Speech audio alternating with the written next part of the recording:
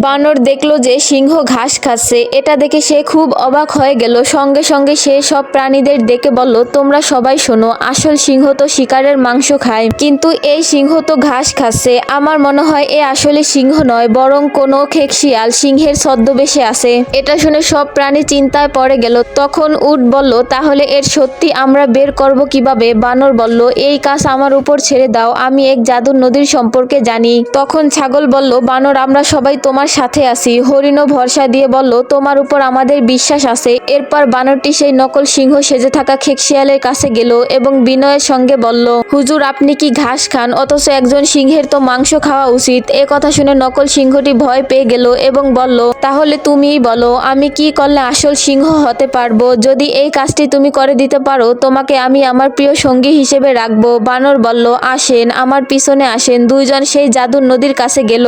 বানর বলল, আপনি যদি এখনই নদীতে নেমে ডুব দেন, তাহলে সঙ্গে সঙ্গে আসল সিংহ হয়ে যাবে। নকল সিংহটি তাড়াতাড়ি নদীতে নেমে ডুব দিল। সঙ্গে সঙ্গে সে তার আসল রূপ ফিরে গেল, অর্থাৎ আবার একটি খেকশিয়াল হয়ে গেল।